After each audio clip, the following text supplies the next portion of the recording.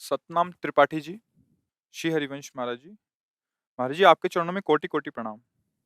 महाराज जी, मैंने नाम जप करना शुरू किया है और अब मुझे लगभग 3-4 महीने हो गए। मैं वाहेगुरु नाम का जप करती हूँ, परंतु नाम जप करने से अभी नाभि में कंपन, दांत खटखटाना, हाथों में विभिन्न मुद्राएं बन जाती हैं। महाराज जी, इन सब चीजों के होने का क्या अर्थ है? इससे हमें किस तरह से लें? कुछ लोग ने कहा है कि आपने बिना गुरु के नाम जप करना शुरू किया है, इसलिए ऐसा हो रहा है। महाराज जी, मुझे समझ नहीं आ रहा इसका।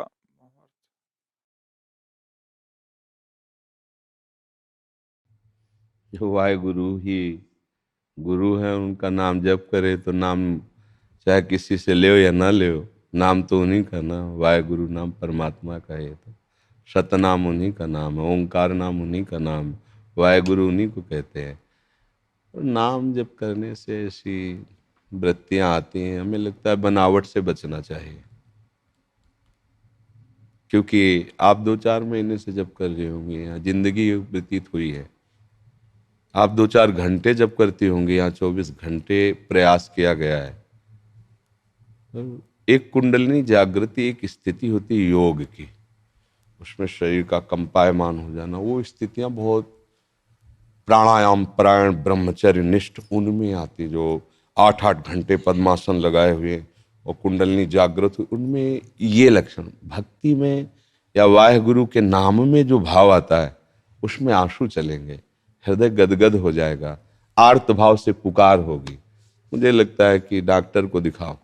आपको बुरा जरूर लगेगा, क्योंकि हम आपकी इन बातों का कोई समर्थन नहीं करते, ये भक्ति की कोई बातें नहीं है। एक प्रेम की अवस्था होती है जिनमें स्वेद होता है, कंप होता है। आप खुद स्वीकार करती है, अभी 2-4 महीने से नाम जप कर रहे हैं। प्रेम की एक स्थिति होती है जिसमें शरीर कंपायमान हो जाता है, पसीना पसीना हो जाता है, चेहरा एकदम पीला पड़ जाता है, वो भगवत आवेश होता है, वो बहुत आखिरी स्थिति होती है। इसलिए मुझे लगता है अपने शरीर की कुछ जैसे विटामिनें कम होती है, ऐसी भी हो सकता है, या कुछ बनावट भी हो सकती है शरीर की, कोई ऐसी दोष वृत्ति हो सकती है। ये कोई भागवतिक लक्षण नहीं है, क्योंकि हम किसी ऐसी बात का सपोर्ट नहीं करेंगे जो किसी भी महात्मा के जीवन में नहीं आई है।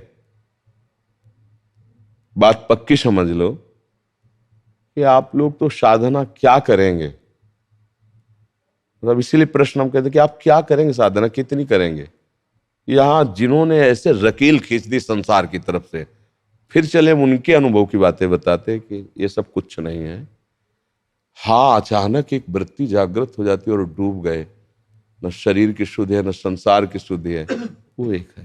प्रेम में शरीर का कंपायमान होना, अश्रु प्रवाह हो जाना, या रंग बदल जाना, मतलब पीलापन हो जाना, एकदम पसीना पसीना हो जाना, या थरथरा के गिर जाना, इतनी आखिरी स्थिति प्रेम की उन महापुरुषों में होती है जो बिल्कुल निष्काम निष्पाप और भगवत चरणारविंद में।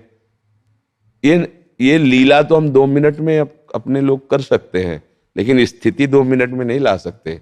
ये स्थिति तो भगवान की कृपा से, या गुण साधन ते न हुई। तो मुझे लगता है कि नाम जप करो और अपने को संयम में रखो। ऐसी कोई शरीर की हरकतें होती है, उनका कोई महत्व नहीं है, कोई महत्व नहीं। एक हमें गंगा किनारे मिले साधक थे, तो वो ऐसे ऐसे ऐसे थोड़ी थोड़ी देर में करते थे। वो लोग सबको सबको बताते थे कुंडलिनी जागृत हो गई। तो हमारे पास भी आए, कहा कि हमारी कुंडलिनी जागृत हो गई। तो हम कहा क्या चाहते हैं आप इसके बदले में? हम आपके पैर छुएं, आपको साष्टांग प्रणाम करें, या आपकी वाहवाही करें? जानते हो तुम्हारी कुंडलिनी जागृत हुई? आंख में आंख मिला। हम कहा कुंडलिनी जागृत किसे कहते जानते हो? उन्हें लोग कहते हैं। लो, जागरण तुम्हारी हो रही, लोगों को पता चल रहा है। तो नौटंकी न की जाए, परमार्थ में कोई किसी भी तरह का नाटक न किया जाए, तो वास्तविक स्थिति आ जाएगी जो स्थितियां होती हैं। हम ये नहीं कहते आप नाटक कर रहे हो, लेकिन हम ये कहते हैं कि कुछ ऐसी विटामिनें कम हो सकती हैं, जो शरीर की ऐसी दशाएं हो सकती हैं। ये भागवतिक दशाएं नहीं है, शास्त्रीय और अनुभूत दोनों में कहीं ऐसी दशाएं नहीं होती हैं। इसलिए मुझे लगता है सावधानी पूर्वक और नाम में रुचि करे। हाँ, अगर आपको ऐसा लगता है तो किसी सदगुरुदेव का वर्ण कर लीजिए। क्या अगर आपकी भावना बने तो वाहेगुरु ही सदगुरुदेव हैं, उन्हीं का नाम जप कीजिए, वो अंदर आके बता जाएंगे। क्योंकि वाहेगुरु केवल बाहर ही थोड़ी है, वाहेगुरु अगर ग्रंथ के रूप में है, संत के रूप में है, तो आपकी आत्मा के रूप में ही है। वो अंदर ही बैठे हुए हैं, वो अंदर से ही बता देंगे, क्यों शकी। हाँ, आप देख लीजिए, कभी संतों की बातों को अन्यथा न ले और बुरा ना माने, क्योंकि जिस मार्ग में चलना है उसमें देखो, अगर वैद्य ही रोगी के अनुकूल हो गया तो रोग कभी नष्ट नहीं होगा। वैद्य को चाहिए कि रोगी के अनुकूल नहीं, उसको रोग से निपटने के लिए चलने की बात कहनी चाहिए। रोगी कह रहा मुझे दही दही बहुत प्रिय, 500 रुपया लो, आप स्वीकृति दे दो, मर जाएगा वो। अगर मंत्री राजा की सलाह में सलाह मिलाता चला गया तो राज्य नष्ट हो जाएगा। अगर सदगुरु शिष्य की हाँ में हाँ मिला देगा तो शिष्य नष्ट हो जाएगा। सचिव वैद कुरु तीन जो प्री बोले भय आस, राज धर्म तन तीन कर होई बेगही नाश, उसका नाश हो जाएगा, वो पतन के। अब जैसे हमसे आके पूछ कि हमें तो सिया राम जी के दर्शन हो गए, तुम लोगों ने क्या समझ रखा है सिया राम जी को, तो हमें कि भैया हो गए होंगे, आप हमसे क्या चाहते हैं, हम आपको हाथ जोड़ के प्रणाम करें, खड़े होकर पैर छुए, कर लेंगे। लेकिन हम आपको बताते हैं आपको सिया राम जी के दर्शन नहीं हुए, क्योंकि देखो, जो जिस व्यापार में लगा होता है ना उसमें प्रवीण हो जाता है। अब स्वर्णकार को कसौटी में कसने की जरूरत नहीं होती, वो देख के ही बता देगा पहचान के कि इसमें पानी फेरा या असली सोना है। ऐसे ही बचपन से भगवत मार्ग में चल रहे हैं तो ऐसे दृष्टि मात्र से पता चल जाता है। हम सिद्धों वाली बात नहीं करते कि आप कितना परमार्थ में हो, क्योंकि उसी विषय के हमें, तो इसलिए बहुत दैन्य होकर के इस मार्ग में चलो तो वास्तविक सिया राम जी मिल जाएंगे, वास्तविक भागवती की स्थिति आ जाएगी। है मार्ग ऐसा, पर अपने को कहीं अहंकार की पुष्टि के लिए कुछ ऐसी, तो ऐसी कोई बात न कहे, ऐसा कोई भाव न लाए जिससे हमारा परमार्थ ही रुक जाए और हम चार लोगों में अपने यश की प्राप्ति के लिए, सम्मान की प्राप्ति के लिए हम सत्य मार्ग से विचलित हो जाए। एक बार हितधाम में थे तो एक लड़की को लेकर 10-20 लोग, जैसे श्री जी का साक्षात्कार हो गया हमारे पास, महाराज जी वो श्री जी का साक्षात्कार हो गया, एक लड़की आ रही। हो सकता है करुणामय स्वामिनी कभी भी किसी पर द्रवित हो जाए, उनके लिए थोड़ी कि बच्चा है या बच्ची है या बूढ़ा है, वो तो कभी भी द्रवित हो सकते हैं। हम कहा ओ भाग्य, बुलाए। जब सामने आए तो उनका जो बाह्य श्रृंगार और सब लोगों का हाव भाव, सामने बैठे, उनका बच्चा, सच्ची बताना तुम्हें श्री जी मिली है? जब आंख एक ऐसे देखना अलग होता है, वो आंख में आंख डालना अलग बात होता है। कहा नहीं महाराज जी हमने स्वप्न में देखा। उनका बच्चा स्वप्न में देखा? पर नहीं महाराज जी ऐसा लगा था। तुमका हाँ बच्चा ठीक है, व्यर्थ में अहंकार मत करो बच्चा, ऐसे तो श्री जी मिली भी जाएंगी, अगर अहंकार करोगे तो बहुत दूर। 10 लोगों ने कहा क्या यार नाटक किए घूम रहे हो, क्या नाटक किए घूम रहे हो, मतलब आप पोस्टर छपवाना चाहते हो इसके, आप इसको पुजवाना चाहते हो बैठाल करके, क्या इसका जीवन बर्बाद करना चाहते हो? चलो उसको एक प्रसादी माला दी, का हम प्रणाम करते हैं, किसी भी तरह श्री जी से जुड़े मंगल होगा, पर बच्चा नाटक से कुछ नहीं होना। हमें लगता है सब लोगों को चाहिए असलियत में चलो, नाटक मत करो। नाटक में क्या होगा, उपहास होगा बाद में, बाद में उपहास होगा, कुछ नहीं होने वाला। ये नाटक ज्यादा दिन नहीं चलता है, परमार्थ का नाटक करोगे तो ज्यादा दिन नहीं चलेगा, एक दिन पोल खुल जाएगी, और जब पोल खुलेगी तो ऐसे बेइज्जती होगी कि फिर किसी काम के नहीं रहोगे। सत्य से चलो, हम गलत हैं, मानते हैं हम गलत हैं, हम गलत हैं, लेकिन हम सत्य मार्ग में चलना चाहते हैं। अब इसमें कोई प्रश्न नहीं, हमारे अंदर काम है, क्रोध है, लेकिन हम पाना चाहते हैं भगवान को, तो तुम्हारी जय होगी, तुम्हें कोई परास्त नहीं कर सकता। लेकिन काम क्रोध है और हम अपने को साबित करें कि हम निष्काम है, हम निष्क्रोधी है, तो जब परीक्षा होगी फेल हो जाओगे। हम बेकार युक्त हैं, भगवान के लायक नहीं है, पर हम उनके बच्चे, हम उनको प्राप्त करना चाहते हैं। मार्ग है, आप दौड़ो, आपको स्वीकार कर लेंगे, नाटक की जरूरत नहीं, ये सत्य का मार्ग है। इसलिए हम सबको सावध। अच्छा हम सबसे क्या है, अहंकार अंदर होता है ना, तो कुछ वाहवाही प्राप्ति के लिए, कुछ प्रणाम नमस्कार के लिए, ऐसा इसलिए हमारा अहंकार हमको प्रभु से दूर करने के लिए कोई ना कोई रचना रचता है। हमको इससे बचना चाहिए। सत्य मार्ग में चलने पर कभी कोई तुम्हें आंच नहीं आएगी, और असत्य मार्ग में चलोगे तो कभी कोई तुम्हें सपोर्ट, चाहे जितने करने वाले हो, एक दिन एक भी सपोर्ट नहीं होगा। आंख खोल के देख लो, लाखों सपोर्ट करने वाले होंगे, लेकिन जिस दिन तुम्हारा असत्य खुलेगा एक भी तुम्हें सपोर्ट करने वाला नहीं मिलेगा, और पूरा संसार खिलाफ हो जाए और भगवान तुम्हारे अनुकूल सत्य से चल रहे, एक भी बाल बांका नहीं हो सकता। पर यह बात थोड़ा कड़वी है, इसे सह पाना, इस पे चल पाना इसीलिए कठिन होता है। अक्षय श्रीवास्तव जी विदिशा से। गुरुदेव, श्री हरिवंश आपके चरण स्पर्श। गुरुजी, किसी काम को शुरू करने से पहले अपने मन को एकाग्र कैसे करें? भोजन जब पाते हो किसी से सीखा है क्या उसका स्वाद लेना है?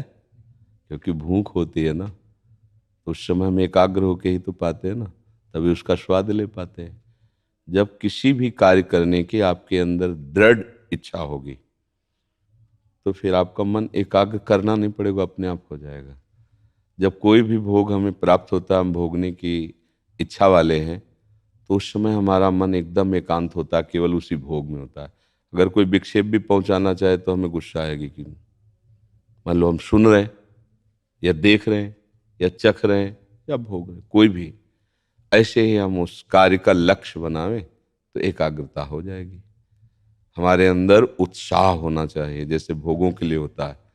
उत्साह संपन्न मदीर्घ सूत्रम क्रिया विधिज्ञम व्यसने सुशक्तम शूरम कृतज्ञम दृढ़ सौहृदं च लक्ष्मी स्वयं याति निवास हेतु। ऐसे आचरण वाले के घर में स्वयं लक्ष्मी जी पधारती हैं। जो कार्य करना उत्साह से संपन्न होकर। मदीर्घ सूत्रम, अरे कल कर लिया जाएगा, नहीं अभी करना है। हमें दीर्घ सूत्री नहीं बनना, अदीर्घ सूत्री। अभी, कल के लिए हम कोई कार्य न छोड़ें। जो आज करना है उसे अभी करना चाहिए।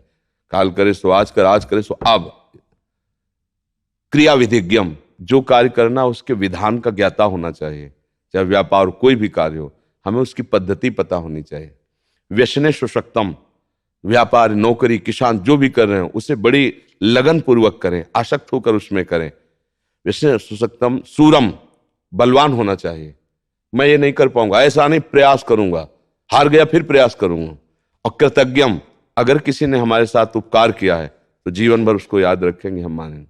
दृढ़ सौहृदंच, सबसे प्रेम का व्यवहार करने वाला। तो लक्ष्मी ऐसे जनों के यहाँ स्वयं आती है। अगर हम ऐसे लक्षण धारण करें तो हमारे हृदय में एकाग्रता पूर्वक कार्य करने की क्षमता आ जाएगी। टीवी, कभी टीवी देखा है? आपको कोई साधना करनी पड़ी एकाग्रता के लिए? है ना? मनपसंद फिल्म है तो 3 घंटे एकदम समाधि, नहीं मिल जाएगा। तो इसमें कोई साधना नहीं करनी पड़ी, रुचि आई, आपकी रुचि उसमें लग गई। ऐसे आप किसी भी कार्य को रुचि पूर्वक कीजिए तो एकाग्रता अपने आप हो जाएगी। हाँ, अगर अरुचि है तो फिर प्रमाद है तो भी बात नहीं बनेगी। तो इसलिए मुझे लगता है एकाग्रता सहज में हो जाती है उसमें जिसमें हमारी रुचि होती है। यदि हमारी धन कमाने में रुचि है तो क्रियाओं पे एकदम आसक्ति, बड़े सावधानी से करेंगे क्योंकि हमें धन चाहिए। अगर भगवान चाहिए तो हमारी भजन में रुचि हो जाएगी, भोग चाहिए तो क्रियाओं में भोगों में रुचि हो जाएगी। हम देखते हैं एकाग्रता वही होती है जहां हमारी रुचि होती है, नहीं? हाँ, तो हम रुचि बढ़ावें, जिधर चलना है तो एकाग्रता अपने आप उधर हो जाएगी। बनारस से आभास मालगुड़ी। गुरुदेव, आपके चरणों में कोटि कोटि प्रणाम। गुरुदेव भगवान, संसार साधन और श्रीजी साध्य हैं, ये तो समझ आता है, परंतु साधन एवं साध्य दोनों ही श्रीजी हैं, ये भावना कैसे पुष्ट हो? जब ये समझ में आ जाएगा तब, अभी आया नहीं समझ में। एक होता है बाहरी समझ, एक होती है अनुभूति। जब ये अनुभूति समझ में आ जाएगी तब साधन और साध्य एक हो जाते हैं, यही उसकी परिणाम स्थिति होती है। जब तक नदी साधन है, साध्य समुद्र है, ये जब तक प्रवाह चल रहा है साधन का साध्य तक, तब तक आप उसका नाम रूप अलग दे सकते हैं कि गंगा है, यमुना है, नर्मदा है। और जहां साध्य समुद्र में गई, अब क्या रह गया? क्या बचा? समुद्र बचा ना, साध्य ही तो बचा ना, बस बचा। ऐसे ही हर साधन सामग्री तब तक अपना नाम रूप रखती है जब तक वो प्रभु में जाके लय नहीं हो जाती। और जहां प्रभु में लय हुई तो वो भगवत स्वरूप हो जाती है, साध्य स्वरूप हो जाती है। ये सब साध्य स्वरूप ही है, ये अंतिम बात है। अभी आप प्रारंभिक सीढ़ी पे खड़े तो अंतिम बात का अनुभव कैसे हो जाएगा? समझ में आ रहा है ना? एक क्रम है, उस क्रम में जब आप पहुंचोगे तब आपको यह अनुभव होगा ना। अभी जितना अनुभव किया है उसको आप आगे बढ़ाओ। अभी तो ये बात कि सब साधन सामग्री ऐसा केवल वाणी से बोल रहे हैं, समझना अंदर से। अभी तो हम भोक्ता बने बैठे हैं ना, साधन सामग्री का माना है। वाणी से तो कह रहे हैं भगवत साधना का हेतु है ये शरीर, ये भोग सामग्री, ये संसार, लेकिन अंदर से हम इसके भोक्ता हैं। ये हमें सुख देने वाली वस्तु है, व्यक्ति है, स्थान है। अभी इसी की सिद्धि में बड़ी समस्याएं आ जाएंगी। इसको क्रॉस करो तभी तो। अब जैसे लोग काटने लगते हैं संत महात्माओं की, ब्रह्मानुभूति महापुरुषों की बातें, अब बुद्धि तो इतनी बड़ी है ना, अब वो लगी विषय में है। अब हम बात सुन करके नहीं समझ सकते, उसके लिए आध्यात्मिक पावर चाहिए। आध्यात्मिक बात समझने के लिए आध्यात्मिक पावर चाहिए। तो अभी वास्तविक स्थिति आपकी ये है कि आपने बुद्धि से समझा है कि हर वस्तु संसार की भगवान की साधना के लिए है। साध्य श्री प्रियालाल है या प्रभु है, ये बात बुद्धि में है, अनुभूति में नहीं है। जिस दिन अनुभूति में आएगी तो पहला काम में होगा कि आप निष्काम हो जाओगे, आप में कोई भोग कामना नहीं रहेगी। जब आप में भोग कामना नहीं रहेगी तो सब खत्म हो गया। राग द्वेष काम क्रोध लोभ मोह मद मत्सर, ये सब भोग कामना से तो हुए थे। अब आपकी गति इन तीनों शरीरों से अलग होने लगी, क्योंकि शरीरों से भोग भोगने से इसमें आसक्ति होती है। जो आप भोग रहित हुए तो स्थूल शरीर जैसे कोट, सूक्ष्म शरीर जैसे शर्ट, और कारण शरीर जैसे बनियाइन, तीनों हमसे अलग है। नहीं अलग है? बनियाइन के ऊपर शर्ट, ऊपर कोट, तीनों अलग है, मैं नहीं हूं। ऐसे स्थूल सूक्ष्म कारण अलग, तो अब मैं कौन हूं? इसकी अनुभूति हुई, इसकी अनुभूति हुई तो भगवान की अनुभूति हो गई, क्योंकि वही भगवान विराजमान है। ये बहुत बड़ी यात्रा है नहीं? अब इतनी थोड़ी कि इतना समझ ले। अभी ये केवल बात सुनी और बुद्धि में आई है, अभी समझ में नहीं आई, अनुभव नहीं हुआ इसका। ये अनुभूति हो गई तो बहुत बढ़िया स्थिति आ जाएगी। और जो साध्य स्थिति वो तो परमहंस स्थिति है, सर्वम खलमिदम ब्रह्म है, तो बहुत बड़ी स्थिति है। ये तो जीवन मुक्त महापुरुष है, काल पर भी विजय प्राप्त किए हुए महापुरुष है। तो इसलिए चलो, हमारे लिए ही सारी स्थितियां रची गई है, ये किसी और के लिए थोड़ी है। हमारे लिए हम क्रम बाय क्रम उछाल मारते चले जाए, कहीं फिसले ना, कहीं भोगों में आसक्त ना हो जाए। पर ये ऐसा प्रलोभन है इस रास्ते पे कि बहुत से चलने वाले चलना भूल जाते हैं, मनोरंजन में लग जाते हैं। ऐसा प्रलोभन है। कंचन कामिनी कीर्ति की ऐसी ऐसी बगीची मनोहारी है कि तुम्हें लगेगा चल रहा, थोड़ी थकान मिटा लीजिए, बस गए। इसमें यही है कि जैसे 400 योजन का समुद्र हनुमान जी महाराज लांग रहे थे खबर लेने के लिए, तो मैनाक प्रकट हुआ बीच में और कहा थोड़ा विश्राम कर लो। तो उनका राम काज कीन्हे बिनु मोहि कहाँ विश्राम। जब तक भगवत साक्षात्कार नहीं हो जाता तब तक कोई मनोरंजन नहीं। अब ये कोई बलवान आदमी कर सकता है, फिसड्डी थोड़ी कर पाएगा कि सामने भोग आया फिसल गया, फिर क्या, फिर तो केवल बातें रह जाती हैं। इसीलिए बातें बहुत होती हैं पर अनुभूति करने वाला कोई बिरला ही होता, वो होता लक्ष्यवान। लक्ष्यवान जैसे एक बार द्रोणाचार्य जी ने सबको अस्त्र विद्या सिखाई, फिर एक पेड़ में चिड़िया बांधी और खड़ा किया युधिष्ठिर जी को। हाँ, चिड़िया की आंख में निशाना लगाना है। अब तुम्हें क्या दिखाई दे रहा है? बोले डाल, डाल के ऊपर चिड़िया। बोले रख दो धनुष बाण, चलो पीछे हटो। सबसे पूछा, सबने ऐसे ही। हाँ, वृक्ष, वृक्ष में डाल है, डाल के ऊपर चिड़िया है, चिड़िया की ऐसा। अर्जुन से पूछा क्या दिखाई दे रहा है? उनका सिर्फ आंख, सिर्फ आंख, न डाल न चिड़िया, क्योंकि वेदना क्या है? आंख वेदना है, सिर्फ आंख उसकी। सर्वश्रेष्ठ धनुर्धर का आशीर्वाद दिया। ऐसा उपासक चलता है। डाल भी नहीं दिखाई देनी चाहिए, चिड़िया भी नहीं दिखाई देनी चाहिए, अर्थात संसार भी नहीं दिखाई देना चाहिए और मैं भी नहीं दिखाई देना चाहिए, केवल प्रभु। तभी वो प्रभु की तरफ बढ़ता है। तो इसीलिए लंबी यात्रा होती फिर। और अगर गुरु कृपा हो जाए और अंदर लक्ष्य बन जाए तो हमारे लिए ये मार्ग, किसी और के लिए थोड़ी, हम पार हो जाएंगे। प्रलोभन न करें, फंसे न किसी आकर्षण में। आकर्षण भी होता है और भय भी होता है। जब आप इस मार्ग में चलोगे तो आपका परिवार विरोधी हो सकता है, आपका मन विरोधी हो सकता है, आपके यार मित्र विरोधी हो सकते हैं। अब बोलो और विरोधी हो जाए तो चलेगा, मन ही विरोध करने लगता है, पर उसकी भी नहीं सुनना है। ये बहुत वीर बहादुरों का मार्ग है, बड़ा बहादुरों का मार्ग। वो बहुत बहादुर, ये सब लोग जानते नहीं, वो बहुत बहादुर है जो माया पर विजय प्राप्त कर लेता है। संसार पर ऐसे गोली और बंदूक से विजय प्राप्त करना भी कठिन है, पर संसार के आकर्षण पर विजय प्राप्त करे। सुंदर से सुंदर भोग है लेकिन भोगने की इच्छा नहीं, यह है विजयी पुरुष।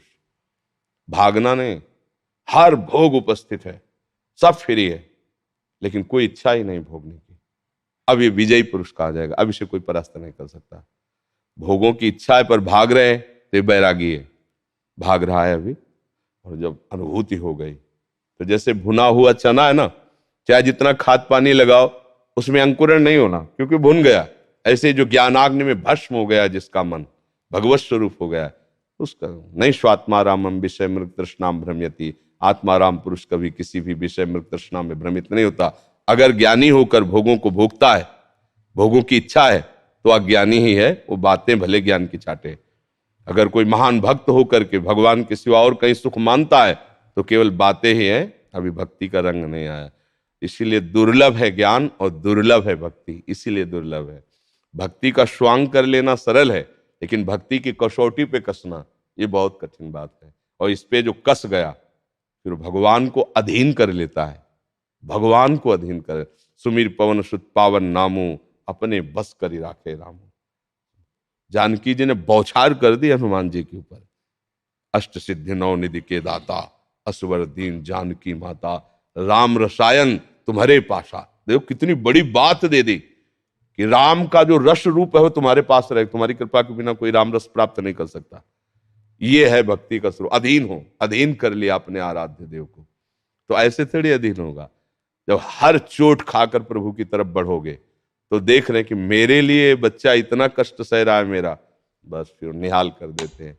फिर वो उसको अपनी शरण में लेकर के अपने आप को न्यौछावर कर देते हैं। ऐसा आज तक कोई दानी नहीं देखा गया जो अपने आप को दे दे। वो सिर्फ श्री भगवान है। नहीं और कुछ हमारा ले सकते हो, यहां तक दानी देखे गए, लेकिन अपने आप को समर्पित कर दे जो, वो केवल भगवान ही। इसीलिए अति उदार है भगवान। अपने आप को अपने सेवक को दे देते। अब जहां चाहो खड़ा कर लो, जैसे चाहो वैसे। देखो न रथ हाँक रहे, कभी किसी भक्त के चरण चापते देखे गए, कभी किसी की सेवकाई करते देखे गए। और ऐसे ऐसे पार्षद हैं कि अनंत शक्ति संपन्न सेवक हैं भगवान के। जो जय विजय आदि जो पार्षद है, अनंत बलशाली। भगवान स्वयं सेवा अपने भक्तों की। उनको आदेश नहीं किया पार्षदों को, स्वयं जाके ये दिखाया कि मेरी भक्ति मुझे अधीन कर लेती है। नवनीत सिंह जी जयपुर से। महाराज जी आपके चरणों में कोटि कोटि प्रणाम। महाराज जी, जो मेरी गुरु प्रदत्त माला है, हमारे घर में कोई अतिथि आए थे, उन्होंने मंदिर से उठा के उसमें जप कर लिया। महाराज जी, इस परिस्थिति में मुझे अभी क्या करना चाहिए? मैं उसमें जप कर सकता हूँ? उस माला को यमुना जी में प्रवाहित कर दो। ये माला ऐसी नहीं कि ऐसे सब कोई छू ले। इसके लिए शासन भी होना चाहिए और गुप्त भी रखना चाहिए। आपका अगर सोने का माला होता तो आप तिजोरी में बंद करके रखते, खुला रखते ही नहीं कि रिश्तेदार नातेदार कोई भी अगर जेब में डाल लिया तो, क्योंकि महंगा है। इससे भी असंख्य गुना महंगा है ये तुलसी का माला, क्योंकि इसमें हमने राधा नाम जपा है, मंत्र जपा है। कोई छुए ना, कोई जपे ना। यहाँ तक कि हमारा माला हमारे प्राणों से भी अधिक प्रिय होना चाहिए। पूज्यपाद सूर्य बाबा जिनका, कि अपना माला, अपना आसन, अपना मंत्र, अपनी उपासना, ये सब सामाजिक रिश्ते नातेदारों में बांटने वाली थोड़ी चीज है। सब ऐसे बाहर रखा रहेगा, कोई भी उठा सकता है। इसलिए उसको सुव्यवस्थित रखे। ऐसे तो आप ताला ही वाले व्यवस्था रखो कि ऐसी जगह रख दो जहाँ ताला लगा हुआ है। उसे यमुना जी में प्रवाहित करके नवीन माला ले लो। फिर आप अपना अपना जो गुरु मंत्र है वही जपो। उसमें वो दूसरा क्या जपा है, उसमें क्या किया है, ऐसे। अमित कुमार जी राजपुरा से। गुरुदेव आपके चरणों में कोटि कोटि प्रणाम।